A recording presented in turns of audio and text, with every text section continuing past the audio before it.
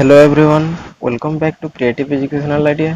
Myself Tokespor, and in today's class we are going to discuss about Indian Constitution and its salient features. So before we going to start about the salient features of Indian Constitution, first of all we have to just look Indian Constitution. So basically what is Constitution? Constitution is a set of rules and regulations. It is a set of rules and regulations, and there are several certain principles by which one state can govern itself. That means ଆମର ସମ୍ବିଧାନ ହେଉଛି ଗୋଟେ ଜିନିଷ ଯାହାକି ବହୁତ ଗୁଡ଼ିଏ ନିୟମ କାନୁନ ରହିଅଛି ଯେଉଁଥିରେ କି ଗୋଟେ ରାଷ୍ଟ୍ର କ'ଣ କରିଥାଏ ନା ନିଜକୁ କ'ଣ କରିଥାଏ ଗଭର୍ଣ୍ଣ ବା ଶାସନ କରିଥାଏ ଏବଂ ଆମର ଏଇ ଇଣ୍ଡିଆନ କନଷ୍ଟିଚ୍ୟୁସନ କ'ଣ ତାକୁ ଶାସନ କରିବା ପାଇଁ କ'ଣ କରିଛି ନା ଗୋଟେ set of rules and regulation ତିଆରି କରି ରଖିଛି ଯାହାକି ଆମେ କ'ଣ କହୁଛେ ସମ୍ବିଧାନ ବା କନଷ୍ଟିଚ୍ୟୁସନ ବୋଲି କହିଥାଉ। ଏହା କେବେ ହେଇଥିଲା ନା 26 ନଭେମ୍ବର 1949 ମସିହାରେ କ'ଣ ହେଇଥିଲା ନା ସମ୍ବିଧାନ ତିଆରି ହେଇସାରିକି କ'ଣ ଆମ ଦେଶକୁ ସମର୍ପଣ କରାଯାଇଥିଲା ଏବଂ ଏହି ଆମର ଆମର ଯେଉଁ ଡ୍ରାଫ୍ଟିଂ କମିଟି ଗଠନ କରାଯାଇଥିଲା ସମ୍ବିଧାନ ନିର୍ମାଣ ପାଇଁ ସେଇଥିର ପ୍ରେସିଡେଣ୍ଟ କିଏ ଥିଲେ ନା ଡକ୍ଟର ରାଜେନ୍ଦ୍ର ପ୍ରସାଦ ଥିଲେ ଏହାର ପ୍ରେସିଡେଣ୍ଟ ଏବଂ ଡକ୍ଟର ବି ଆର୍ ଆମ୍ବେଦକର ଥିଲେ ଆମର ଡ୍ରାଫ୍ଟିଂ କମିଟିର ଚେୟାରମ୍ୟାନ୍ ଥିଲେ। ଏଇଟା ମୋଷ୍ଟ ଅଫ୍ ଦି କମ୍ପିଟିଟିଭ୍ ଏକ୍ଜାମରେ କ୍ୱେଶ୍ଚନ୍ ଆସିଥାଏ ନା କ୍ୱେଶ୍ଚନ୍ ପଚାରିବ who was the president of drafting committee ମାନେ ଚିଠା ସଭାର ପ୍ରେସିଡେଣ୍ଟ କିଏ ଥିଲେ? ଏଠି ଆନ୍ସର ହେଇଯିବ ଡକ୍ଟର ରାଜେନ୍ଦ୍ର ପ୍ରସାଦ। ଯଦି ଚେୟାରମ୍ୟାନ୍ ପଚାରିବ ଡକ୍ଟର ବି ଆର୍ ଆମ୍ବେଦକର ଏବଂ ଡକ୍ଟର ବି ଆର୍ ଆମ୍ବେଦକରଙ୍କୁ ସମ୍ବିଧାନର ଜନ୍ମଦାତା ବୋଲି ମଧ୍ୟ କୁହାଯାଇଥାଏ। ଦ ଫାଦର ଅଫ୍ ଇଣ୍ଡିଆନ କନଷ୍ଟିଚ୍ୟୁସନ ବୋଲି ମଧ୍ୟ ବି ଆର୍ ଆମ୍ବେଦକରଙ୍କୁ କୁହାଯାଇଥାଏ। ଏତିକି ବୁଝିହେଲା ତ ନେକ୍ସଟ ଚାଲନ୍ତୁ ଆଉ କିଛି ତଥ୍ୟ ଜାଣି ନେବା ଆମର ଇଣ୍ଡିଆନ କନଷ୍ଟିଚ୍ୟୁସନ ବିଷୟରେ। ପ୍ରଥମେ ଯେତେବେଳେ ଏହା ତିଆରି କରାଯାଇଥିଲା ଏଟ୍ ଦ ଓଲ୍ଡ ଟାଇମ୍ ସେଇ ଟାଇମରେ କ'ଣ ଥିଲା ନା ଦେୟାର ୱେର୍ 395 ଆର୍ଟିକଲ୍ସ 395ଟି ଧାରା ଥିଲା ଏବଂ 12ଟା ସିଡ୍ୟୁଲ ଥିଲା ଏବଂ 22ଟି ପାର୍ଟସ ରହିଥିଲା। କିନ୍ତୁ ଆମର ସମୟର ଗତିପଥ ଦେଇ ଏହା ଧୀରେ ଧୀରେ ପରିବର୍ତ୍ତନ ହେଇଛି ଏବଂ ସମୟାନୁକ୍ରମେ ଏବେ ପର୍ଯ୍ୟନ୍ତ କେତୋଟି ଆର୍ଟିକଲ ଅଛି ନା 448 ବା 448 ଗୋଟି ଆର୍ଟିକଲସ ବା ଧାରା ଅଛି। 12ଟି ସିଡ୍ୟୁଲ ଅଛି। ସିଡ୍ୟୁଲରେ କିଛି ଚେଞ୍ଜ ହେଇନି ଏବଂ ପାର୍ଟସରେ ଚେଞ୍ଜ ହେଇଛି ନା 22ଟା ପାର୍ଟ ଥିଲା ତାହା ଚେଞ୍ଜ ହେଇକି 25 ହେଇଯାଇଛି ଏବଂ ଜାନୁଆରୀ 2020 ପର୍ଯ୍ୟନ୍ତ 104 ଥର ସମ୍ବିଧାନ ସଂଶୋଧନ କରାଯାଇ ସାରିଲାଣି। The Constitution of India have been amendment for 104 times or 104 times till ଜାନୁଆରୀ 2020। ଆମର 2020 ମସିହା ପର୍ଯ୍ୟନ୍ତ 104 ଥର ସମ୍ବିଧାନ ସଂଶୋଧନ ହୋଇ ସାରିଲାଣି। ଏତିକି ବୁଝି ହେଲା। ତାହେଲେ ଆମେ ଏହାର ଫିଚର୍ସ ଗୁଡ଼ିକ ବିଷୟରେ ଜାଣିବା ନା ପ୍ରଥମ ଫିଚର ଆସୁଛି ରିଟିନ୍ କନଷ୍ଟିଚ୍ୟୁସନ୍। ରିଟିନ୍ କନଷ୍ଟିଚ୍ୟୁସନ୍ କ'ଣ ନା ଲିଖିତ ସମ୍ବିଧାନ। ସମ୍ବିଧାନ actually there are two kinds of constitution such as written constitution and unwritten constitution। unwritten ଟା କ'ଣ ନା unwritten ଟା କ'ଣ ଆମର ଯେମିତି ଇଂଲଣ୍ଡର ସମ୍ବିଧାନ ତାଙ୍କର କ'ଣ ନା ସେଠାକାର ଯୋଉ କୁଇନ୍ କହିବେ ଯାହା କହିବେ ତାହା ହେଲା ତାଙ୍କର ନିୟମ ବା ତାଙ୍କର ଶାସନର ପନ୍ଥା। କିନ୍ତୁ ଏଇଠି ଗୋଟିଏ ଲିଖିତ ଆକାରରେ ରହୁଛି, ମାନେ ରିଟିନ୍ ଡକୁମେଣ୍ଟସ୍ ହିସାବରେ ରହୁଛି। ଏବଂ ଏହା ଲିଖିତ ସମ୍ବିଧାନ କଣ ପାଇଁ ନା ଯାହା ବି କିଛି ରୁଲସ ଆଣ୍ଡ ରେଗୁଲେସନ୍ସ ତିଆରି କରାଯାଉଛି ତାହା ଲିଖିତ ହିସାବରେ ରଖାଯାଉଛି। ଏବଂ ଆମ ଦେଶ ଭାରତର ସମ୍ବିଧାନ କଣ ନା ପୃଥିବୀର ବା ବିଶ୍ୱର ସମଗ୍ର ବିଶ୍ୱର କଣ ବୃହତ୍ତମ ଲିଖିତ ସମ୍ବିଧାନ ଅଟେ। ଏଇଟା କୋଶ୍ଚେନ୍ ଆସିଥାଏ। Which country has the largest written constitution of the world? ମାନେ କେଉଁ ଦେଶର ସମ୍ବିଧାନ ବିଶ୍ୱର ସର୍ବବୃହତ୍ତମ ଲିଖିତ ସମ୍ବିଧାନ? ତ ଆନ୍ସର ହେଇଯିବ ଇଣ୍ଡିଆନ କନଷ୍ଟିଟ୍ୟୁସନ। ଏଇଟା କହିସାରିଛେ ମୁଁ ନା 448 ଆର୍ଟିକଲସ ଅଛି, 12 ସିଡ୍ୟୁଲ ଅଛି ଏବଂ 25 ପାର୍ଟସ ଅଛି। ଏବଂ ବିଶ୍ୱର ସବୁଠାରୁ କ୍ଷୁଦ୍ରତମ ଲିଖିତ ସମ୍ବିଧାନ ହେଉଛି କେଉଁ ଦେଶ ନା ଯୁକ୍ତରାଷ୍ଟ୍ର ଆମେରିକା ବା US constitution is less lengthy constitution having only 7 articles. ମାନେ ଯୋଉଟା କି 7ଟି ଆର୍ଟିକଲ୍ସ ଅଛି, ମାତ୍ର 7ଟି। ଏଠି ଟା ଛାଡି ହେଇଯାଇଛି ନା ଆମର ଯୋଉ ଯୁକ୍ତରାଷ୍ଟ୍ର ଆମେରିକାର ସମ୍ବିଧାନ ଅଛି ସେଇଟା କେତୋଟି ଆର୍ଟିକଲସ ଅଛି ନା ମାତ୍ର 7ଟି ଆର୍ଟିକଲସ ଅଛି। ଏବଂ ଲାର୍ଜେଷ୍ଟ କନଷ୍ଟିଚ୍ୟୁସନ କାହାର ନା ଇଣ୍ଡିଆର ହେଉଛି ଲାର୍ଜେଷ୍ଟ ରିଟିନ୍ କନଷ୍ଟିଚ୍ୟୁସନ। ବୁଝିହେଲା। ନେକ୍ସଟ ପଏଣ୍ଟ କୁ ଯିବା। ଆମର ନେକ୍ସଟ ଫିଚର କଣ ଏହାର ନେକ୍ସଟ ଫିଚର ହେଇଛି ଫଣ୍ଡାମେଣ୍ଟାଲ ରାଇଟ୍ସ। ଫଣ୍ଡାମେଣ୍ଟାଲ ରାଇଟ୍ସ କଣ ନା ସରକାର ତାର ଆମର ନାଗରିକ ମାନଙ୍କୁ ଯେଉଁ ସୁବିଧା ସୁଯୋଗ ଦେଇଥାଏ ତାହା ହେଉଛି ତାର ଭରଣ ପୋଷଣ ପାଇଁ ବା ତାର ମୌଳିକ ଆବଶ୍ୟକତା ପରିପୂରଣ ପାଇଁ ଯେଉଁ ଅଧିକାର ଦେଇଥାଏ ନାଗରିକ ମାନଙ୍କୁ ତାହା ହେଉଛି କଣ ନା ଫଣ୍ଡାମେଣ୍ଟାଲ ରାଇଟ୍ସ। ଏବଂ ଆମର ଇଣ୍ଡିଆନ କନଷ୍ଟିଚ୍ୟୁସନ ଏହାର ନାଗରିକ ମାନଙ୍କୁ ଛଅଟି ମୌଳିକ ଅଧିକାର ବା ଫଣ୍ଡାମେଣ୍ଟାଲ ରାଇଟ୍ସ ଯୋଗାଇଥାଏ। ଯଦ୍ଵାରା କି ସେମାନେ ତାଙ୍କର ମୌଳିକ ଆବଶ୍ୟକତା ପରିପୂରଣ କରିବା ସହିତ ତାଙ୍କର ସର୍ବାଙ୍ଗୀନ ଉନ୍ନତି କ୍ଷେତ୍ରରେ ସୁବିଧା ହୋଇଥାଏ। ଏବଂ ଏହା ସମ୍ବିଧାନର ତୃତୀୟ ପାର୍ଟ ବା ତୃତୀୟ ଭାଗରେ ରହିଅଛି। ଏବଂ ଧାରା 14 ରୁ 35 ମଧ୍ୟରେ ରହିଅଛି। ଏଇଟା କୋଶ୍ଚେନ ରେ ଆସେ ଆମର ଫଣ୍ଡାମେଣ୍ଟାଲ ରାଇଟ୍ସ କେଉଁ ପାର୍ଟରେ ରହିଅଛି? ନା ଫଣ୍ଡାମେଣ୍ଟାଲ ରାଇଟ୍ସ ଆମର ପାର୍ଟ 3 ରେ ଅଛି। ଏବଂ ଏହା 14 ରୁ 35 ଧାରା ମଧ୍ୟରେ ରହିଅଛି। ଏବଂ ସୁପ୍ରିମ କୋର୍ଟ ହେଉଛି କଣ ନା ଆମର ଯୋଉ ଫଣ୍ଡାମେଣ୍ଟାଲ ରାଇଟ୍ସ ଅଛି ଏହାର କଷ୍ଟୋଡିଆନ ଏବଂ ମୋର ଭାରତୀୟ ସମ୍ବିଧାନର ମଧ୍ୟ କଷ୍ଟୋଡିଆନ ବା ସୁରକ୍ଷା କର୍ତ୍ତା। ନେକ୍ସଟ ଫିଚର ହଉଛି ଆମର ଡିପିଏସ୍ପି ବା ଆମେ ତାକୁ ଡାଇରେକ୍ଟିଭ ପ୍ରିନ୍ସିପୁଲ ଅଫ ଷ୍ଟେଟ ପଲିସି ବୋଲି ମଧ୍ୟ କହିଥାଉ। ଡାଇରେକ୍ଟିଭ ପ୍ରିନ୍ସିପୁଲ ଅଫ ଷ୍ଟେଟ ପଲିସି ଆମର ଯୋଉ ଷ୍ଟେଟ ବା ଆମର ଦେଶର ଉନ୍ନତି ପାଇଁ ଏହା କଣ ଆମ ଭାରତୀୟ ସମ୍ବିଧାନ କେତୋଟି ନିର୍ଦ୍ଦେଶନାମା ଦେଇଅଛି ଯଦ୍ଵାରା କି କଣ ହବ ନା ଆମ ଦେଶର ଉନ୍ନତି ହେଇପାରିବ। ଏବଂ ଏହା ଆମର ସମ୍ବିଧାନର ପାର୍ଟ 4 ରେ ରହିଅଛି।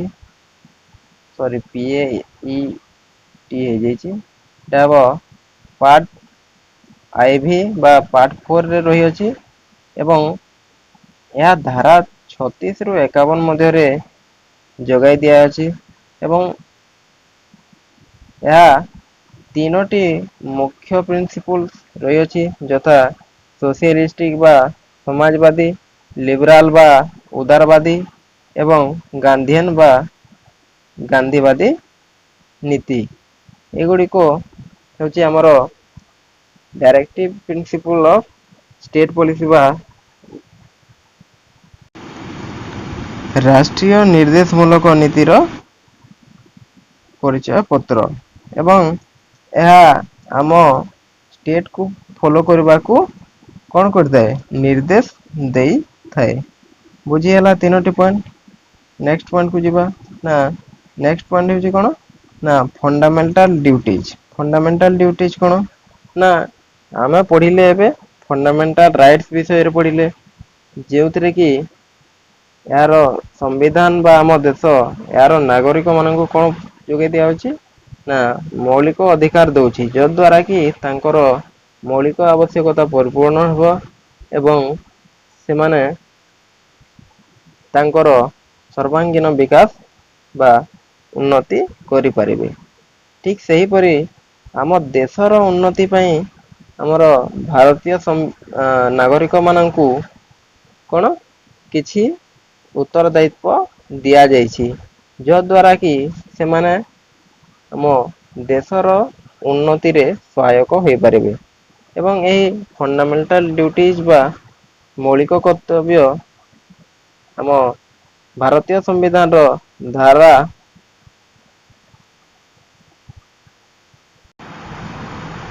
51ରେ 51ରେ ଦେଇଅଛି ଏବଂ ଯାହାକି ଇଣ୍ଡିଆନ କନଷ୍ଟିଟ୍ୟୁସନର ପାର୍ଟ ଆଇଭି ଏ ରେ ରହିଅଛି ବା ଚତୁର୍ଥ କ ଭାଗରେ ରହିଅଛି। ଆମର ଓଡିଆରେ କହିବାକୁ ଗଲେ ଚତୁର୍ଥର କ ଭାଗରେ ରହିଅଛି ଏବଂ ଆମ ଭାରତୀୟ ନାଗରିକ ମାନଙ୍କୁ 11 ଗୋଟି ମୌଳିକ କର୍ତ୍ତବ୍ୟ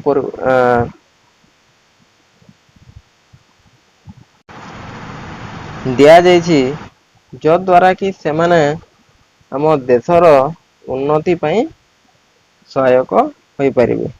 ନେକ୍ସଟ ନମ୍ବର 5 ରେ ଆସୁଛି ପାର୍ଟଲି ରିଜିଡ୍ ଆଣ୍ଡ ପାର୍ଟଲି ଫ୍ଲେକ୍ସିବୁଲ। ରିଜିଡ୍ ମାନେ କଣ ନା ରିଜିଡ୍ ମାନେ ଗୋଟେ ଜିନିଷକୁ କଣ ଆମେ ସହଜରେ ଚେଞ୍ଜ କରିପାରିବା ନାହିଁ ଏବଂ ଫ୍ଲେକ୍ସିବୁଲ ମାନେ କଣ ନା ଫ୍ଲେକ୍ସିବୁଲ ମାନେ ଗୋଟିଏ ଜିନିଷକୁ ଆମେ ସହଜରେ କିଛି ମଡିଫାଏ ବା ଚେଞ୍ଜ କିଛି କରିପାରିବା। ଏଇଠି କଣ ଆମର ଇଣ୍ଡିଆନ କନଷ୍ଟିଟ୍ୟୁସନ ଏକ କନଷ୍ଟିଟ୍ୟୁସନ ଯାହାକି କିଛିଟା କ୍ଷେତ୍ରରେ କଣ ନା ଏତେ ଶୀଘ୍ର ବା ତାକୁ ସଂଶୋଧନ କରିବା ବହୁତ ମୁସ୍କିଲ ହୋଇ ପଡିଥାଏ ଏବଂ କେତୋଟି କ୍ଷେତ୍ର ଅଛି ଯେଉଁଥିରେ କି କଣ ତାକୁ ସଂଶୋଧନ ବା କଣ ଚେଞ୍ଜ କରାଯାଇ ପାରିବ। ନେକ୍ସଟ ପଏଣ୍ଟ ହଉଛି ଇଣ୍ଡିପେଣ୍ଡେଣ୍ଟ ଜୁଡିସିଆରୀ। ଆମର ଯୋଉ ନ୍ୟାୟପାଳିକା ଅଛି କଣ ଇଣ୍ଡିପେଣ୍ଡେଣ୍ଟ। ଏହା ଆମର ଯୋଉ ତିନୋଟି ବ୍ରାଞ୍ଚ ଅଛି ଗଭର୍ଣମେଣ୍ଟ ର ତିନୋଟି ବ୍ରାଞ୍ଚ ଯୋଉ ଅଛି ଆମର କଣ କଣ ନା ପ୍ରଥମେ ହେଲା ଲେଜିସ୍ଲେଟିଭ ତାପରେ ଆସିଲା ଆମର ଏକ୍ଜିକ୍ୟୁଟିଭ ଦେନ୍ ଆସୁଛି ଜୁଡିସିଆରୀ ଏବଂ ଏହି ଜୁଡିସିଆରୀକୁ ଆମର ଲେଜିସ୍ଲେଟିଭ ଆଣ୍ଡ ଏକ୍ଜିକ୍ୟୁଟିଭ ଠାରୁ କଣ ତାକୁ ପୃଥକ କରାଯାଉଛି କଣ ପାଇଁ ନା ଏହାର ଚାପ ଏହା ଉପରେ ଯେମିତି ନ ପଡୁ ଏବଂ ଏହା ସ୍ଵାଧୀନ ଭାବରେ କଣ କରିପାରିବ ନା ଲୋକଙ୍କୁ ନ୍ୟାୟ ପ୍ରଦାନ କରିପାରିବ। ତେଣୁ ଏହାକୁ ଆମର ଲେଜିସ୍ଲେଟିଭ ଆଣ୍ଡ ଆମର ଯୋଉ ରହିଲା ଏକ୍ଜିକ୍ୟୁଟିଭ ଏଇ ଦିଟା ବ୍ରାଞ୍ଚ ଠାରୁ କଣ ପୃଥକ କରି ରଖା ହେଉଛି ଏବଂ ଯେମିତି ଲୋକଙ୍କୁ ନ୍ୟାୟ ଦେବା କ୍ଷେତ୍ରରେ କଣ ଯେମିତି ଲୋକଙ୍କୁ ନ୍ୟାୟ ଦେବା କ୍ଷେତ୍ରରେ ଏଇ ଦିଟି ବ୍ରାଞ୍ଚ ଏହାକୁ କଣ ଏହା ଆମର ଜୁଡିସିଆରୀ ବା ନ୍ୟାୟପାଳିକାର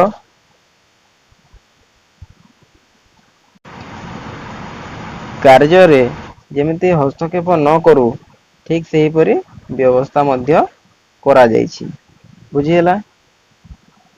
ମାନେ ଏଇଠି ଇଣ୍ଡିପେଣ୍ଡେଣ୍ଟ କଣ ନା ସେ ସ୍ଵାଧୀନ ଭାବରେ କଣ କରିପାରିବ ନା ନ୍ୟାୟ ପ୍ରଦାନ କରିପାରିବ କାହାର ବିନା ହସ୍ତକ୍ଷେପରେ ସେ ସ୍ଵାଧୀନ ଭାବରେ ନ୍ୟାୟ ପ୍ରଦାନ କରିପାରିବ। ନେକ୍ସଟ ପଏଣ୍ଟ ହଉଛି ସିଙ୍ଗଲ ସିଟିଜେନସିପ ମାନେ ସିଟିଜେନସିପ କଣ ନାଗରିକତା ଏବଂ ଏଇଠି ସିଙ୍ଗଲ ସିଟିଜେନସିପ କଣ ସିଙ୍ଗଲଟା ହେଲା ମନେ କରନ୍ତୁ ଏଠି ହେଲା ଗୋଟେ ରାମ ହେଲା ଗୋଟେ ଆମର ନାଗରିକ ଯିଏକି ଆମର ଓଡିଶାରେ ବସବାସ କରେ କିନ୍ତୁ ସେ ଦିଟା ସିଟିଜେନସିପ ରହିପାରିବ ନାହିଁ କିମ୍ବା ସେ ଆମେ ତାକୁ ଓଡିଶାର ସିଟିଜେନ ବୋଲି ଆମେ କହିପାରିବା ନାହିଁ କଣ କହିବା ନା ଇଣ୍ଡିଆନ ସିଟିଜେନ ବୋଲି ଆମେ ତାକୁ କହିବା କଣ ପାଇଁ ନା ଆମ ଦେଶରେ ଦିଟି ନାଗରିକତ୍ଵ ର ସୁବିଧା ବା ପ୍ରଚଳନର ବ୍ୟବସ୍ଥା ନାହିଁ କିନ୍ତୁ କେତୋଟି ଫରେନ କଣ୍ଟ୍ରିରେ କଣ ହେଇଥାଏ ନା ଜଣେ ବ୍ୟକ୍ତି ଯେଉଁ ଜାଗାଠୁ ବିଲଙ୍ଗ କରୁଥିବ ବା ତାର ଷ୍ଟେଟ ବା ତାର ରାଜ୍ୟରୁ ମଧ୍ୟ ସେ କଣ ଗୋଟେ ନାଗରିକ ହେଇପାରିବ ଏବଂ ତାର ଦେଶର ମଧ୍ୟ ନାଗରିକ ହେଇପାରିବ ତାଙ୍କର ଯୋଉଠି ଡୁଏଲ ସିଟିଜେନସିପ ଥାଏ ବା ଦ୍ୱୈତ ନାଗରିକତା ଥାଏ ସେଇ ଦେଶରେ ତାହା ପ୍ରଯୁଜ୍ୟ ହୋଇପାରିବ କିନ୍ତୁ ଏଇଠି କଣ ନା ଜଣେ ଭାରତୀୟ ଖାଲି ଭାରତୀୟ ନାଗରିକ ହେଇପାରିବ ଏବଂ ତାର ନାଗରିକତା ଗୋଟେ ହିଁ କାଉଣ୍ଟ ହବ ସେ ଓଡିଶା କିମ୍ବା ଗୁଜୁରାଟ କିମ୍ବା ଆନ୍ଧ୍ରପ୍ରଦେଶର ସିଟିଜେନ ବୋଲି କୁହାଯିବ ନାହିଁ ବୁଝିହେଲା ନେକ୍ସଟ ପଏଣ୍ଟ ୟୁନିଭର୍ସାଲ ଏଡଲ ଫ୍ରାଞ୍ଚାଇଜ ମାନେ ଏଇଟା କଣ ନା ସାର୍ବଜନୀନ ସାବାଲକ ଭୋଟ ପ୍ରଥା କଣ ହୋଇଥାଏ ନା ଆମର ଯେତେବେଳେ ଇଲେକ୍ସନ ଟାଇମ ଆସିଥାଏ ଇଲେକ୍ସନ ଟାଇମ ରେ କଣ ହେଇଥାଏ ନା ଲୋକମାନେ ଭୋଟ ଦେଇଥାନ୍ତି ଏବଂ ଭୋଟ ଦେଇକି କଣ କରିଥାନ୍ତି ଯେଉଁମାନେ ବିଭିନ୍ନ ପଦ ପଦବୀରେ ନିର୍ବାଚନରେ କଣ ହେଇଥାନ୍ତି ନା ଛିଡା ହେଇଥାନ୍ତି ସେମାନଙ୍କୁ ଭୋଟ ଦେଇ ତାଙ୍କୁ କଣ ସରକାର ଗଠନ କରିବାରେ ସହାୟକ ହୋଇଥାନ୍ତି କିନ୍ତୁ ଯେଉଁ ନାଗରିକ ମାନେ ଭୋଟ ଦେବେ ସେମାନେ କେମିତି ଭୋଟ ଦେଇପାରିବେ ନା କଣ କଣ ତାଙ୍କୁ ଦରକାର ଭୋଟ ଦେବା ପାଇଁ ସମସ୍ତେ ତ ଦେଇପାରିବେ ନାହିଁ ସମସ୍ତେ ମାନେ ଯେଉଁମାନେ 18 ବର୍ଷରୁ ଉର୍ଦ୍ଧ ସେମାନେ ହିଁ କଣ ଭୋଟ ଦେଇ ପାରିବେ ଯେଉଁମାନେ 18 ବର୍ଷ ବୟସରୁ ଉର୍ଦ୍ଧ ଏବଂ ଜଣେ ଭାରତୀୟ ନାଗରିକ ହୋଇଥିବେ ତାହେଲେ ସେ ଆମର ଭୋଟ ରେ ସେ ଅଂଶଗ୍ରହଣ କରିପାରିବେ ଏବଂ ତାଙ୍କ ଆ ଚଏସ ରେ ଯାହାକୁ ଚାହିଁଲେ ସେ ତାହାକୁ ଭୋଟ ଦେଇ ପାରିବେ ବୁଝିହେଲା universal adult franchise next parliamentary form of democracy ଏଠି କଣ ଆମ ଦେଶରେ କେଉଁ ଫର୍ମ କେଉଁ ସରକାର ଚାଲିଛି ନା ଡେମୋକ୍ରେଟିକ ଗଭର୍ଣମେଣ୍ଟ ଚାଲିଛି ତା କେମିତି ନା ପାର୍ଲିଆମେଣ୍ଟାରୀ ମାନେ କଣ ଏଠି ଗୋଟେ ସଂସଦ ରହିଅଛି ଯେଉଁଥିରେ କି କଣ ନା ଦିଟା ହାଉସ ଅଛି ଆମର ଲୋକସଭା ଆଣ୍ଡ ରାଜ୍ୟସଭା ସେଇଠି କଣ ହଉଛି ନା ରୁଲସ ରେଗୁଲେସନ କଣ ହଉଛି ତିଆରି ହଉଛି ଏବଂ ଏଇ ଆମର ଦେଶର କଣ ଯୋଉ ଡେମୋକ୍ରେସି ସିଷ୍ଟମ ଅଛି ତାର ନୋମିନାଲ ହେଡ କିଏ ଆମ ଦେଶର ନୋମିନାଲ ବା ରାଷ୍ଟ୍ରର ନୋମିନାଲ ହେଡ କିଏ ନା ପ୍ରେସିଡେଣ୍ଟ ଏବଂ କିନ୍ତୁ ତାଙ୍କ ହାତରେ କଣ ଶାସନ ହୁଏ କି ନା ତାଙ୍କ ହାତରେ ଶାସନ ହୋଇନଥାଏ ଆମ ଶାସନ ପ୍ରକ୍ରିୟାର ମୁଖ୍ୟ କିଏ ନା ସିଏ ହେଉଛନ୍ତି ଆମର ପ୍ରାଇମ ମିନିଷ୍ଟର ଯିଏ କି ରିଏଲ ହେଡ ସେ ସମସ୍ତ ପାୱାର କୁ କଣ ଏକ୍ଜିକ୍ୟୁଟ କରିଥାନ୍ତି ବା କାର୍ଯ୍ୟକାରୀ କରିଥାନ୍ତି ଏବଂ ସେ କାହାକୁ ନେତୃତ୍ୱ ନେଇଥାନ୍ତି ନା ଆମର ଯୋଉ କାଉନସିଲ ଅଫ ମିନିଷ୍ଟର ଅଛି ତାଙ୍କୁ ସେ ପ୍ରତିନିଧିତ୍ୱ କରିଥାନ୍ତି ଏବଂ ଯେକୌଣସି ବି କ୍ଷେତ୍ରରେ କୌଣସି ଜିନିଷ ଯଦି ଗଡବଡ ହେଲା କାଉନସିଲ ଅଫ ମିନିଷ୍ଟର କାହାକୁ ଉତ୍ତର ଦାୟୀ ହୋଇଥାନ୍ତି ନା ଲୋକସଭା କୁ ଉତ୍ତର ଦାୟୀ ହୋଇଥାନ୍ତି ଏଇଟା ମୋଷ୍ଟ ଅଫ ଦି ଏକ୍ଜାମ ରେ ଆସିଥାଏ ନା council of minister are collectively responsible to dash ତ ଅପସନ ରେ କନଫ୍ୟୁଜ ହେବେ ନାହିଁ ସିଧା ମନେ ପକାଇବେ ଲୋକସଭା ବୁଝିହେଲା ନେକ୍ସଟ ମୋର ଯୋଉ sovereign socialist democratic republic and secular state ଏଇଟା କଣ ନା ସୋଭରେନ୍ ଷ୍ଟେଟ୍ କଣ ନା ସୋଭରେନ୍ ଆମେ ସେତେବେଳେ କହିପାରିବା ଯେତେବେଳେ କି ଗୋଟିଏ ଷ୍ଟେଟ୍ ସମସ୍ତ କ୍ଷେତ୍ରରୁ କଣ ସ୍ଵାଧୀନ ହେଇଥିବ କାହାରି ଅଧୀନରେ ନଥିବ ତାର ଇଣ୍ଟରନାଲ ଆଣ୍ଡ ଏକ୍ସଟର୍ନାଲ ଫିଲ୍ଡ ରୁ ବା ମୋର କହିଥାଉ ଯେମିତି ବାହ୍ୟ ଏବଂ ଆଭ୍ୟନ୍ତରୀଣ କ୍ଷେତ୍ରରୁ କଣ ସେ ସ୍ଵାଧୀନ ହେଇଥିବ ଏବଂ ସେହି ଦେଶର ସମସ୍ତ ଡିସିଜନ ସେହି ଦେଶ ହିଁ ନେଇ ପାରୁଥିବ କୌଣସି କ୍ଷେତ୍ରରେ ତାକୁ ଯେମିତି ଅସୁବିଧା ନ ହେଉଥିବ ତାହା ହେଉଛି ଗୋଟିଏ ସୋଭରାନ୍ ଷ୍ଟେଟ୍ ବା ସାର୍ବଭୌମ ରାଷ୍ଟ୍ର। ନେକ୍ସଟ ଆସିଲା ଆମର ସୋସିଆଲିଷ୍ଟ ସୋସିଆଲିଷ୍ଟ କଣ ନା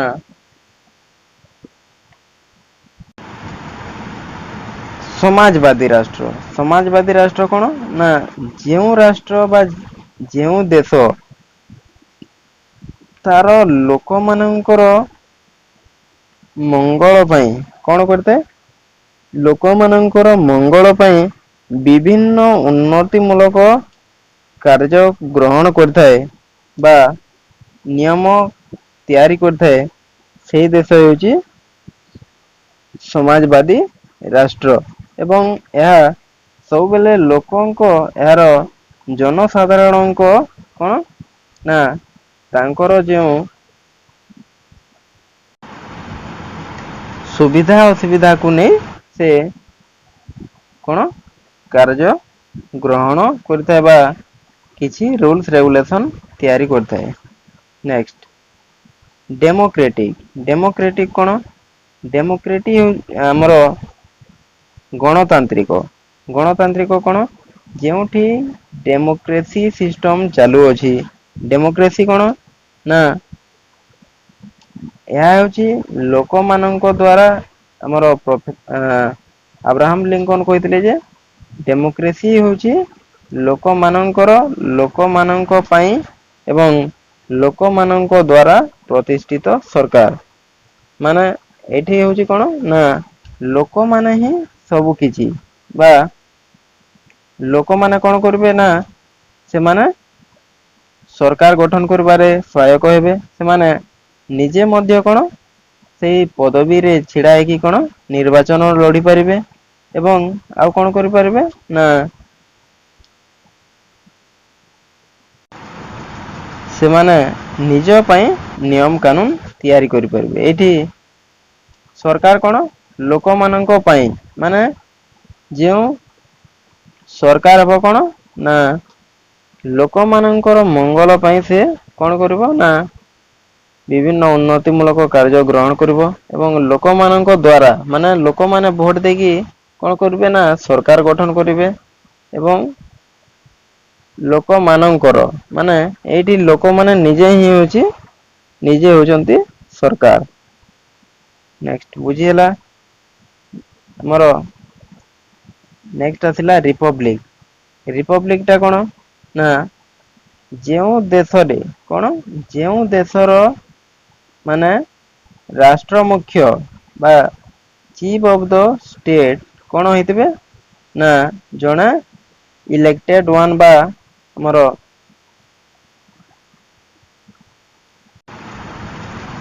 ନିର୍ବାଚନ ପ୍ରକ୍ରିୟାରେ କଣ ହେଇଥିବେ ନିର୍ବାଚିତ ହେଇ ସେ ରାଷ୍ଟ୍ରର ମୁଖ୍ୟ ଶାସନ ଭାର ଗ୍ରହଣ କରିଥିବେ ସେଇଠି ହଉଛି ଆମର ରିପବ୍ଲିକ ବା ସାଧାରଣତନ୍ତ୍ର ରାଷ୍ଟ୍ର ଏବଂ ନେକ୍ସଟ ଆସିଲା ସେକ୍ୟୁଲାର ଷ୍ଟେଟ କଣ ସେକୁଲାର ଷ୍ଟେଟ ଟା ଆମ ସେଇ ଯେତେବେଳେ ପ୍ରିଏମ୍ବୁଲ ତିଆରି ହେଇଥିଲା ଏହା କେଉଁଥିରେ ଦେଖିବାକୁ ମିଳିବ ନା ଏହା ସମ୍ବିଧାନର ପ୍ରିଏମ୍ବୁଲ ବା ପ୍ରସ୍ତାବନାରେ ଦେଇଅଛି ଯେଉଁଥିରେ କି ଇଣ୍ଡିଆକୁ ଏକ କଣ ଗୋଟେ sovereign socialist democratic republic and secular state ରେ ପରିଣତ କରିବାକୁ କଣ ଲୋକମାନେ ପ୍ରତିଶ୍ରୁତି ବଦ୍ଧ ହେଇଛନ୍ତି ଏବଂ ଏଠି ସେକୁଲାର ଷ୍ଟେଟ କଣ ନା ଏହା ଯେତେବେଳେ ସମ୍ବିଧାନ ତିଆରି ହେଇଥିଲା ସେତେବେଳେ ସେକୁଲାର ୱାର୍ଡ ଟା ନଥିଲା ଏହାକୁ 42nd ଆମେଣ୍ଡମେଣ୍ଟ ରେ କଣ କରାଯାଇଥିଲା ନା ଆଡ୍ କରାଯାଇଥିଲା। କେତେ ତମ ଆମେଣ୍ଡମେଣ୍ଟରେ ସମ୍ବିଧାନର 42ତମ ସଂଶୋଧନ ପ୍ରକ୍ରିୟାରେ କେତେ ମସିହାରେ ହେଇଥିଲା ନା ଇନ୍ ଦ ଇୟର 1976 1976 ମସିହାରେ ଏହା ହୋଇଥିଲା। କେତେ ମସିହାରେ 1976 ମସିହାରେ ଏହାକୁ ସେକୁଲାର ୱାର୍ଡକୁ ଆଡ କରାଯାଇଥିଲା। ମାନେ ସେକୁଲାର ୱାର୍ଡ ଟା କଣ ତାର ଅର୍ଥ କଣ ନା ସେକ୍ୟୁଲାର ହେଉଛି ତାହା ଯେଉଁ ଦେଶରେ ଆମେ ଦେଖିଥାଉ ଯେ ଆମ ଦେଶରେ ବିଭିନ୍ନ ଧର୍ମର ଲୋକମାନେ ବସବାସ କରୁଛନ୍ତି। କିନ୍ତୁ ଏଠାରେ କୌଣସି ଗୋଟିଏ ସ୍ପେସିଫିକ୍ ଧର୍ମକୁ କଣ ଗୋଟିଏ ସ୍ପେସିଫିକ୍ ରିଲିଜିଅନ ବା ଧର୍ମକୁ କଣ ରାଷ୍ଟ୍ର ଧର୍ମ ରୂପରେ କଣ ଘୋଷଣା କରାଯାଏ ନାହିଁ କିମ୍ବା କୌଣସି ବି ଆମର ଧର୍ମକୁ କଣ ଅଧିକ ପ୍ରାଧାନ୍ୟ ଦିଆଯାଉ ନାହିଁ। କଣ ପାଇଁ ନା ଆମ ଦେଶ ଭାରତକୁ ଏକ ଧର୍ମ ନିରପେକ୍ଷ ରାଷ୍ଟ୍ର ଗଠନ କରିବା ପାଇଁ ସମ୍ବିଧାନରେ ଉଲ୍ଲେଖିତ ରହିଅଛି। ତେଣୁ ସମ୍ବିଧାନ କଣ କରିଥାଏ ବା ଆମ ଦେଶର ସମ୍ବିଧାନ କଣ କରିଥାଏ ନା ସମସ୍ତ ଧର୍ମାବଲମ୍ବୀ ଲୋକମାନଙ୍କୁ କଣ କରିଥାଏ ନା ସମାନ ସୁବିଧା ସୁଯୋଗ ଦିଆଯାଇଥାଏ। କାହାକୁ ମଧ୍ୟ ଅଧିକ ପ୍ରାଧାନ୍ୟ ଦିଆଯାଇନଥାଏ। ଏବଂ କୌଣସି ଧର୍ମକୁ ରାଷ୍ଟ୍ର ଧର୍ମ ରୂପରେ ଘୋଷଣା କରାଯାଇ ନଥାଏ। ଏବଂ ଏଇଥିପାଇଁ ଇଣ୍ଡିଆକୁ କଣ ଗୋଟିଏ ଧର୍ମ ନିରପେକ୍ଷ ରାଷ୍ଟ୍ର ବୋଲି କୁହାଯାଇଥାଏ। ବୁଝି ହେଲା ଏତିକି ଥିଲା ଆମର କେତେକ most important salient features of the Indian Constitution and after that we are going to discuss about the fundamental rights। ତେଣୁ ଏଇଠି ଆମେ ଫଣ୍ଡାମେଣ୍ଟାଲ ରାଇଟ୍ସ କଣ କରିବା ନା ଡିସକସ କରିବା। ପ୍ରଥମେ ଫଣ୍ଡାମେଣ୍ଟାଲ ରାଇଟ୍ସ କଣ ମୁଁ ଅଲରେଡି କହିସାରିଛି କେତେ ଥର ନା ଫଣ୍ଡାମେଣ୍ଟାଲ ରାଇଟ୍ସ ହେଉଛି ସେଗୁଡିକ ଯ ଦ୍ଵାରା କି ଜଣେ ବ୍ୟକ୍ତିର କଣ ମୌଳିକ ଆବଶ୍ୟକତା ପୂରଣ ହେବା ସହିତ ତାର ସର୍ବାଙ୍ଗୀନ ଉନ୍ନତିରେ ମଧ୍ୟ ସହାୟକ ହୋଇଥାଏ। ତାହା ହେଉଛି ଫଣ୍ଡାମେଣ୍ଟାଲ ରାଇଟ୍ସ ଏବଂ ଏହା ଭାରତୀୟ ସମ୍ବିଧାନ ଏହାକୁ ଧାରା 14 ରୁ 35 ମଧ୍ୟରେ ପ୍ରଦାନ କରିଥାନ୍ତି। ଏବଂ ଏହା ସମ୍ବିଧାନର ତୃତୀୟ ପାର୍ଟରେ ରହିଅଛି। ଏବଂ ଆମ ଭାରତୀୟ ସମ୍ବିଧାନ ଏହାର ନାଗରିକ ମାନଙ୍କୁ ମୁଖ୍ୟତଃ ବା ଛଅଟି କଣ ଦେଇଛି ମୌଳିକ ଅଧିକାର ପ୍ରଦାନ କରିଥାଏ। ଯଥା right to equality, right to liberty, right against exploitation, right to freedom of religion, 5 ରେ ହେଲା କଲଚରାଲ ଆଣ୍ଡ ଏଜୁକେସନାଲ ରାଇଟ୍, 6 ରେ ରାଇଟ୍ ଟୁ କନଷ୍ଟିଚ୍ୟୁସନାଲ ରେମେଡିଜ। ମାନେ ଏଇଗୁଡିକ ହେଲା ଆମର ଛଅଟି ମୌଳିକ ଅଧିକାର ଯୋଉଟା କି ଆମର ସମ୍ବିଧାନ ଆମକୁ ଧାରା 14 ରୁ 35 ମଧ୍ୟରେ ପ୍ରଦାନ କରିଥାଏ ଏବଂ ଏହା ସମ୍ବିଧାନର ତୃତୀୟ ଭାଗରେ ରହିଅଛି ଏବଂ ଆମେ ଭାରତୀୟ ନାଗରିକ ମାନେ ଆମ ସମ୍ବିଧାନରୁ 6 ଗୋଟି ମୌଳିକ ଅଧିକାର କଣ କରିଥାଉ ନା ଗ୍ରହଣ କରିକି ତାକୁ ଉପଭୋଗ କରିଥାଉ। ଏବଂ ଏଇ 6 ଗୋଟି ମୌଳିକ ଅଧିକାର ବା ଫଣ୍ଡାମେଣ୍ଟାଲ ରାଇଟ୍ସ କୁ ଆମେ ଡିଟେଲ୍ସ ଟିକି ନିକି ଭାବରେ ଆର୍ଟିକଲ ୱାଇଜ ତାକୁ ଡିସକସନ କରିବା। ପ୍ରଥମେ ହେଉଛି ଆମର ରାଇଟ ଟୁ ଇକ୍ୱାଲିଟି ବା ସମାନତା ଅଧିକାର। ସମାନତା ଅଧିକାର କେତେ ରୁ କେତେ ଅଛି ନା ସମାନତା ଅଧିକାର ଧାରା 14 ରୁ 18 ମଧ୍ୟରେ ରହିଅଛି ଏବଂ ଏଇ ଧାରାରେ କଣ କଣ ରହିଛି ନା ଆର୍ଟିକଲ 14 ଅନୁସାରେ ଆର୍ଟିକଲ 14 କଣ କହୁଛି ନା ଆଇନ ଆଗରେ ସମସ୍ତେ ସମାନ ଏବଂ ଆଇନ କାହାକୁ ମଧ୍ୟ ଅଧିକ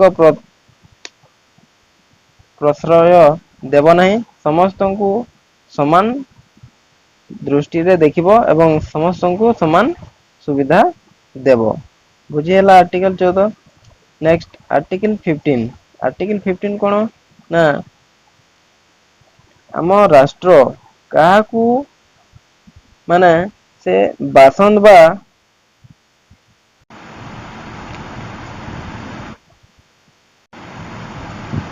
ପୃଥକ କରିପାରିବ ନାହିଁ। କେଉଁ କ୍ଷେତ୍ରରେ ନା ଜଣେ ବ୍ୟକ୍ତିର ଜାତି, ଧର୍ମ, ବର୍ଣ୍ଣ, ରଙ୍ଗ ଏବଂ ତାର ଜନ୍ମ ସ୍ଥାନ ପ୍ରଭୃତିକୁ ନେଇ କଣ ରାଷ୍ଟ୍ର ତାକୁ କଣ ପୃଥକ କରିପାରିବ ନାହିଁ। ଆର୍ଟିକଲ 16 କହୁଛି ନା ଏହା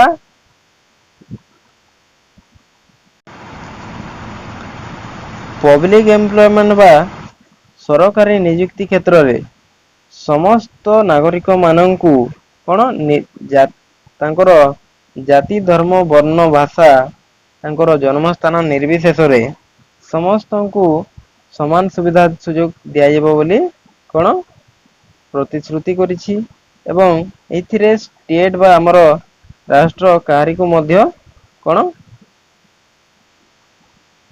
ବାସନ୍ଦ ବା ପୃଥକ କରିପାରିବେ ନାହିଁ। ବୁଝିହେଲା। Next article 17 it is one of the most important article of the Indian constitution. ଯୋଉଟା କି ବହୁତ କୋଶ୍ଚେନ ଆସିଥାଏ। ଆମର ଆର୍ଟିକଲ 17 କଣ ପାଇଁ ଇମ୍ପୋର୍ଟାଣ୍ଟ ନା ଆର୍ଟିକଲ 17 କଣ ପାଇଁ ଇମ୍ପୋର୍ଟାଣ୍ଟ ନା ଏଇଥିରେ ଆମ ଯୋଉ ଅସ୍ପୃଶ୍ୟତା ବା ଛୁଆଁ ଅଛୁଆଁ ମନୋଭାବ ଥିଲା ତାହାକୁ କଣ ଗୋଟିଏ ଦଣ୍ଡନୀୟ ଅପରାଧ ବୋଲି ଘୋଷଣା କରାଯାଇ ତାକୁ କଣ କରାଯାଇଛି ଉଚ୍ଛେଦ କରାଯାଇଛି। ଏଠି ଆର୍ଟିକଲ 17 ଅଣ୍ଡରରେ କଣ କରାଯାଇଛି ନା ଅନଟଚେବିଲିଟିକୁ ଏବୋଲିଷ୍ଟ କରାଯାଇଛି ଏବଂ ଏହାର ଯେଉଁମାନେ କଣ କରିବେ ତାର ଏହି ପ୍ରଥାକୁ ପ୍ରଚଳନ କରିବେ ତାଙ୍କୁ ଦଣ୍ଡ ଦେବାର ବ୍ୟବସ୍ଥା ମଧ୍ୟ କରାଯାଇଛି। ନେକ୍ସଟ ଆର୍ଟିକଲ 18 ଧାରା 18 କଣ ନା ଏହା ଜଣେ ବ୍ୟକ୍ତି କିମ୍ବା ରାଷ୍ଟ୍ରକୁ ବାହ୍ୟ ରାଷ୍ଟ୍ରରୁ କଣ ନା କୌଣସି ପ୍ରକାରର ଟାଇଟଲ୍ସ ବା ଉପାଧି ଗ୍ରହଣ କରିବାରୁ ବଞ୍ଚିତ କରିଥାଏ। ବୁଝି ହେଲା। ଏହା ଗଲା ରାଇଟ ଟୁ ଇକ୍ୱାଲିଟି ବା ଆମର ସମାନତା ଅଧିକାର ଯାହାକି 14 ରୁ 18 ମଧ୍ୟରେ ରହିଅଛି। ନେକ୍ସଟ ଆସୁଛି ରାଇଟ ଟୁ ଲିବର୍ଟି ଏହା ମୋର ଦ୍ଵିତୀୟ ଫଣ୍ଡାମେଣ୍ଟାଲ ରାଇଟ ଏବଂ ଏହା କଣ ନା ଧାରା 19 ରୁ 22 ମଧ୍ୟରେ ରହିଅଛି। ପ୍ରଥମେ ଆସୁଛି ଆମର ଧାରା 19 ଯୋଉଟା କି ଆମର କଣ କରିଥାଏ ନା ଭାରତୀୟ ନାଗରିକ ମାନଙ୍କୁ 6 ଗୋଟି କଣ ସ୍ଵାଧୀନତା ଦେଇଥାଏ ଯେମିତି କିି ଫ୍ରିଡମ ଅଫ ସ୍ପିଚ ଏକ୍ସପ୍ରେସନ ବା ଜଣେ ବ୍ୟକ୍ତି ସ୍ଵାଧୀନ ଭାବରେ କଣ କରିପାରିବ ନା କହିପାରିବ ବା ତାର ମତ ସିଏ ରଖିପାରିବ। ନେକ୍ସଟ ଆଉ କଣ ନା ଫ୍ରିଡମ ଟୁ ଏସେମ୍ବଲ ପିସଫୁଲି ୱିଦାଉଟ୍ ଆର୍ମସ ମାନେ ନାଗରିକ ମାନେ ଚାହିଁଲେ ବିନା ଅସ୍ତ୍ର ଶସ୍ତ୍ରରେ କଣ କରିପାରିବେ ନା କୌଣସି ଗୋଟିଏ ଜାଗାରେ ସେମାନେ କଣ ଏକତ୍ରିତ ହେଇପାରିବେ ବା ରୁଣ୍ଡ ହେଇପାରିବେ। ଆଉ କଣ ନା ଜଣେ ବ୍ୟକ୍ତି ଚାହିଁଲେ ଆମର ଦେଶର ଯୋଉ ଟେରିଟୋରି ବା ମୋର କଣ ଏରିଆ ଅଛି ସେ କୌଣସି ପାର୍ଟ କୁ କଣ ଫ୍ରିଲି ଯାଇପାରିବ ବା କୌଣସି ବାଧାବିଘ୍ନ ସେଥିରେ କେହି ତାଙ୍କୁ ବିରୋଧ ବା ଅବରୋଧ କରିପାରିବେ ନାହିଁ। ଜଣେ ବ୍ୟକ୍ତି ଚାହିଁଲେ ଆମର ଇଣ୍ଡିଆର ଯେକୌଣସି ଟେରିଟୋରି ଅଛି ତାମାନେ ଆମେ କହିପାରିବା ନାହିଁ ଯେ ମୁଁ ପାକିସ୍ତାନ ବର୍ଡର କୁ ଡେଇଁକି ଯିବି ତାହା କଣ ଆମର ଆଇନ ବିରୋଧୀ କାର୍ଯ୍ୟ ହୋଇଯିବ। ଆଉ କଣ ରହିଅଛି ନା ଜଣେ ବ୍ୟକ୍ତି ଚାହିଁଲେ କୌଣସି ବାଣିଜ୍ୟ ବ୍ୟବସାୟ କୁ କଣ ସେ ଆପଣେଇ ପାରିବ। ଏବଂ ଆଉ କଣ ଅଛି ନା ଜଣେ ବ୍ୟକ୍ତି ଚାହିଁଲେ ମୋ ଦେଶର କଣ ଯେଉଁ ପରିସୀମା ଅଛି ଏ ପରିସୀମା ମଧ୍ୟରେ ଯେଉଁ ଜାଗାରେ ଚାହିଁଲେ ସେ କଣ ଘର ଦ୍ୱାର କରି ସେ ସେଟେଲ ହେଇପାରିବ। ବୁଝିହେଲା? ଏତିକି ଥିଲା ଆମର ଏଇ ଧାରା 19ରେ ଆସୁଥିବା କଣ ସ୍ଵାଧୀନତା ଅଧିକାର ଏବଂ ଧାରା 20 କଣ ନା ଜଣା ବ୍ୟକ୍ତି ଯଦି କୌଣସି କାରଣ ବଶତଃ ଦଣ୍ଡନୀୟ ଅପରାଧରେ ସେ କଣ ଦୋଷୀ ସାବ୍ୟସ୍ତ ହେଇପାରିଛି ଦୋଷୀ ସାବ୍ୟସ୍ତ ହେଇଛି ତ କଣ କରିପାରିବ ନା ତାର ଅଧିକାର ଅଛି ଯେ ସେ ତାର ସୁରକ୍ଷା ପାଇଁ ସେ ଜଣାଇ ପାରିବ କିମ୍ବା କହିପାରିବ। ଆଉ କଣ ଅଛି ଆର୍ଟିକଲ 21 ହିସାବରେ କଣ ଜଣେ ବ୍ୟକ୍ତିର ଅଧିକାର ଅଛି ଯେ କଣ ତାର ପାର୍ସନାଲ ଲିବର୍ଟି ବା ପାର୍ସନାଲ ଲାଇଫକୁ ସିଏ କଣ କରିପାରିବ ସୁରକ୍ଷା କରିପାରିବ।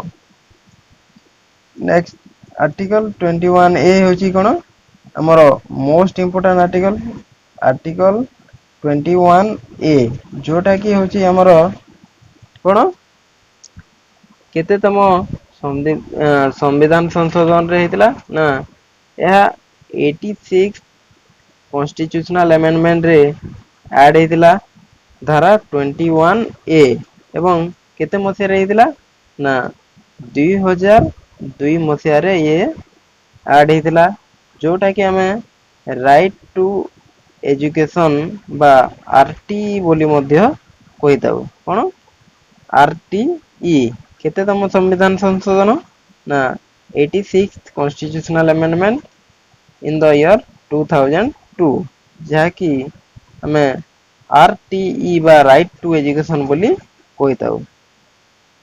ନେକ୍ସଟ ଆର୍ଟିକଲ 22 ଏହା କଣ ଏହା ମଧ୍ୟ ମୋଷ୍ଟ ଇମ୍ପୋର୍ଟାଣ୍ଟ ଆର୍ଟିକଲ ନା କଣ ଏହା ଅନନେସେସରୀ ଆରେଷ୍ଟ କିମ୍ବା ଡିଟେନସନରେ କଣ କରିଥାଏ ନା ଜଣେ ବ୍ୟକ୍ତିକୁ କଣ ସୁରକ୍ଷା ପ୍ରଦାନ କରିଥାଏ। କିପରି ନା ମନେ କରନ୍ତୁ ଏଇଠି ଜଣେ ବ୍ୟକ୍ତି ସପୋଜ ଇଏ କୌଣସି ତାର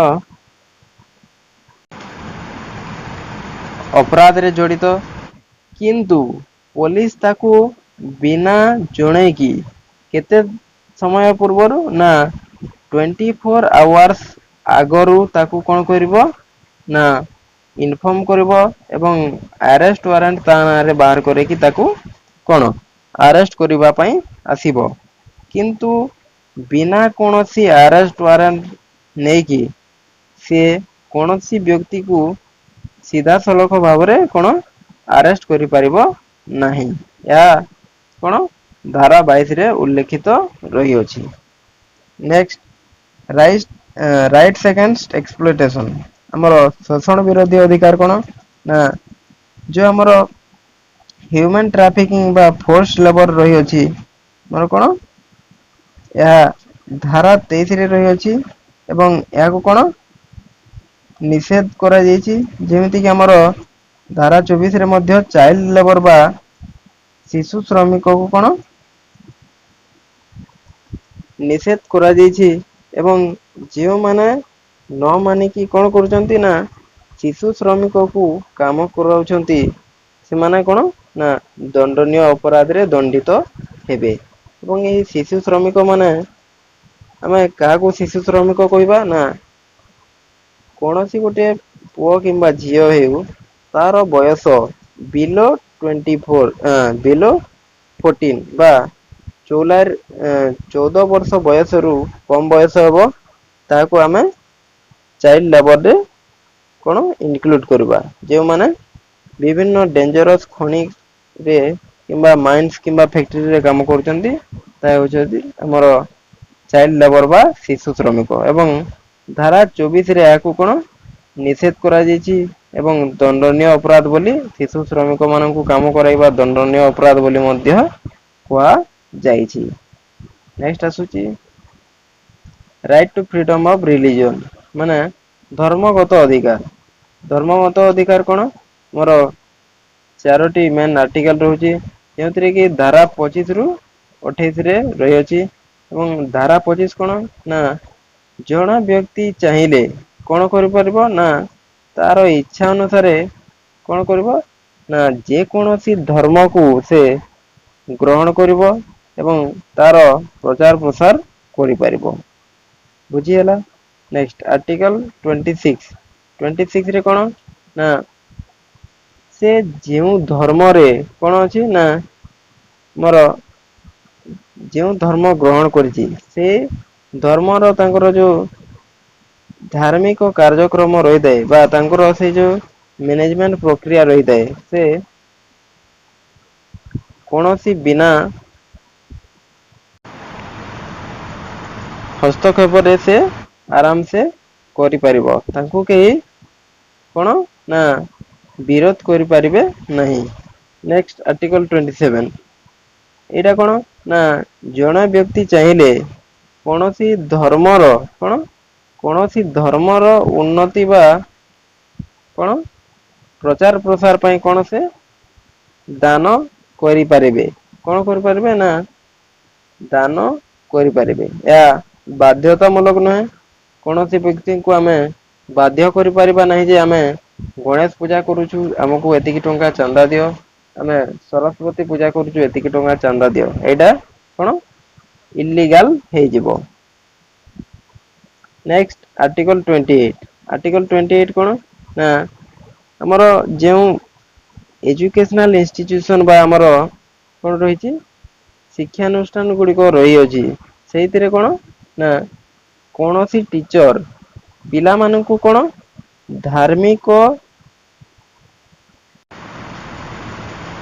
କୌଣସି ପ୍ରକାରର ଧାର୍ମିକ ଉପଦେଶ ଦେଇପାରିବେ ନାହିଁ।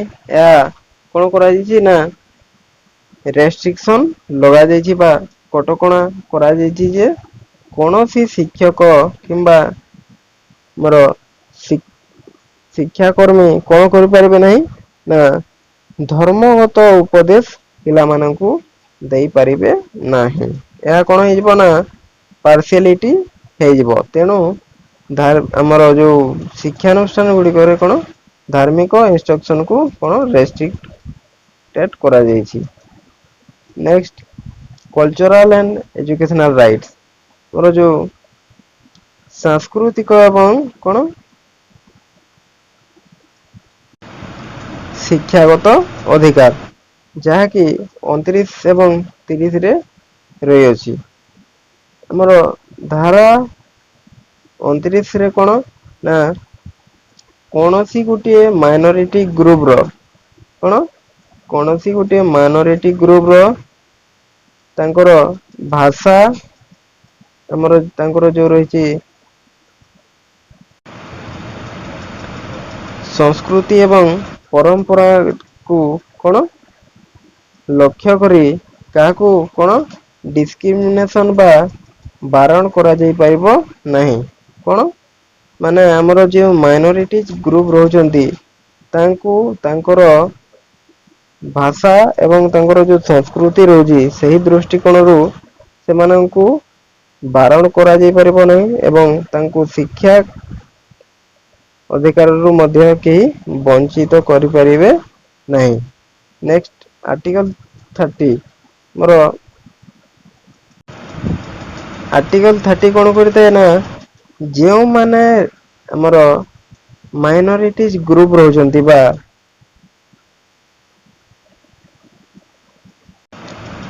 ସଂଖ୍ୟାଲଘୁ ଗୋଷ୍ଠୀ ଅଛନ୍ତି ସେମାନଙ୍କୁ କଣ କରିଥାଏ ନା ଧାରା 30 କଣ କରିଥାଏ ନା ଅଧିକାର ଦେଇଥାଏ ଯେ ସେମାନେ କୌଣସି ଏଜୁକେସନାଲ ଇନଷ୍ଟିଟ୍ୟୁସନ ଚାହିଁଲେ କଣ କରିବେ ନା ଆରମ୍ଭ କରିପାରିବେ ଏବଂ ତାର ପରିଚାଳନା ମଧ୍ୟ କରିପାରିବେ ବୁଝିହେଲା।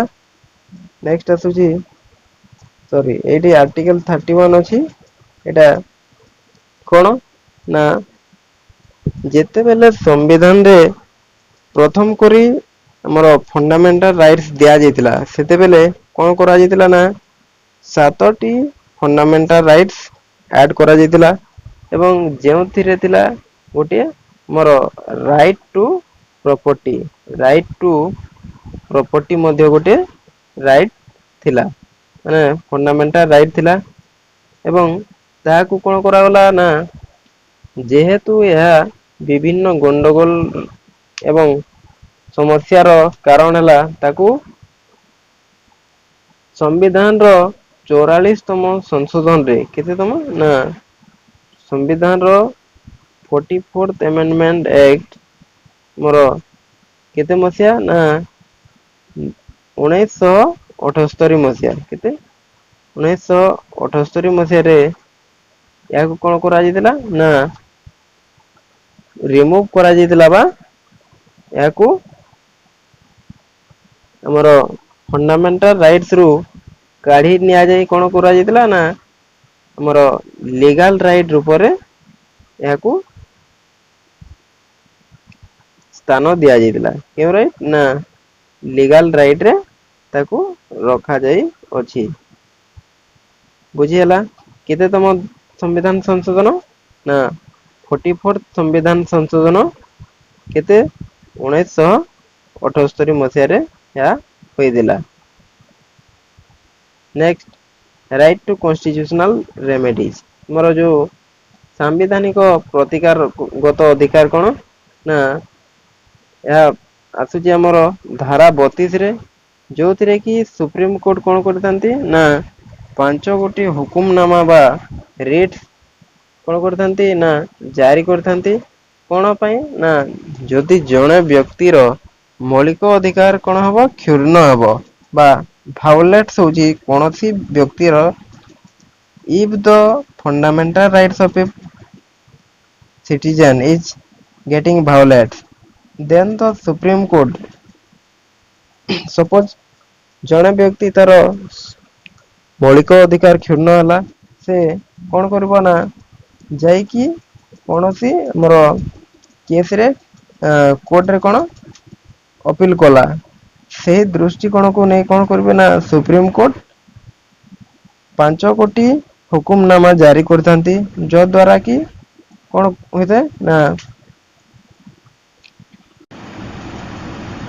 ନାଗରିକ ମୌଳିକ ଅଧିକାରକୁ ସୁରକ୍ଷା ଦେବା ପାଇଁ ବ୍ୟବସ୍ଥା କରାଯାଇଥାଏ ଏବଂ ଯେଉଁ 5ଟି ରିଟସ ବା ହୁକୁମ ନାମା କଣ କରିଥାନ୍ତି ଜାରି କରିଥାନ୍ତି ତାହା ହେଉଛି habeas corpus mandamus certiorari prohibition and quo warranto ଏଗୁଡିକ ହେଲା 5ଟି ରିଟସ ବା ହୁକୁମ ନାମା ଏହା କୋଶ୍ଚିନ ଆସିଥାଏ କେଉଁ ଧାରାରେ ବା ଅଣ୍ଡର ହୁଇଚ ଆର୍ଟିକଲ ଦ ସୁପ୍ରିମ କୋର୍ଟ ଇସ୍ୟୁଜ 5 ରିଟସ ବା କୋଶ୍ଚିନ ଆସିବ ଏମାନଙ୍କ ମଧ୍ୟରୁ କେଉଁ ରିଟସ ବା ଅଲଗା ଅଲଗା କିଛି ଦେଇଦବ ଏବଂ ଏମାନଙ୍କ ମଧ୍ୟରୁ କେଉଁ ରିଟ ସୁପ୍ରିମ କୋର୍ଟ ଇସ୍ୟୁ କରିଥାଏ ବୋଲି କୋଶ୍ଚନ ଆସିବ ବୁଝିହେଲା ନେକ୍ସଟ ଆର୍ଟିକଲ 33 ଆର୍ଟିକଲ 33 କଣ ନା ଧାରା 33 ରେ କଣ ସମ୍ବିଧାନ ପାର୍ଲିଆମେଣ୍ଟ ବା ସାଂସଦ କୁ କଣ କ୍ଷମତା ଦେଇଛି ଯେ ଏହା ଫଣ୍ଡାମେଣ୍ଟାଲ ରାଇଟ୍ସ କୁ ମଡିଫାଏ ବା ଚେଞ୍ଜ କରିପାରିବ କଣ କରିପାରିବ ନା କିଛି ପରିବର୍ତ୍ତନ ଆଣିପାରିବ ନେକ୍ସଟ ଧାରା 34 ଧାରା 34 ରେ କଣ ଅଛି ନା ଯେତେବେଳେ କୌଣସି କ୍ଷେତ୍ରରେ ବା କୌଣସି ଜାଗାରେ ମାର୍ସିଆଲ ଲ ବା ସାମରିକ ଆଇନ ପ୍ରଚଳନ ହେତୁ ବା କାର୍ଯ୍ୟକାରୀ ହେଉଥିବ ସେହି ଟାଇମରେ ଫଣ୍ଡାମେଣ୍ଟାଲ ରାଇଟ୍ସ କୁ କଣ କରାଯାଇଥାଏ ନା ସସପେଣ୍ଡ ମଧ୍ୟ କରାଯାଇଥାଏ ଏବଂ ସେଇ ଟାଇମରେ କଣ ଫଣ୍ଡାମେଣ୍ଟାଲ ରାଇଟ୍ସ ର ଆଉ କିଛି ମୂଲ୍ୟ ରହିବ ନାହିଁ କେଉଁ ଟାଇମ ରେ ଯେତେବେଳେ କୌଣସି ଜାଗାରେ ମାର୍ସିଆଲ ଲ ବା ସାମରିକ ଆଇନ କଣ ହେଇଛି ନା କାର୍ଯ୍ୟକାରୀ ହେଉଅଛି ସେଇ ଟାଇମ ରେ ଫଣ୍ଡାମେଣ୍ଟାଲ ରାଇଟ୍ସ କିଛି ଆଉ ତାର କାମ ରହିବ ନାହିଁ ବୁଝିହେଲା ନେକ୍ସଟ ଆର୍ଟିକଲ 35 ଯାହା ହେଉଛି ମୋଷ୍ଟ ଇମ୍ପୋର୍ଟାଣ୍ଟ ଆର୍ଟିକଲ ଏବଂ ଏହା କଣ କରିଥାଏ ନା ଆମର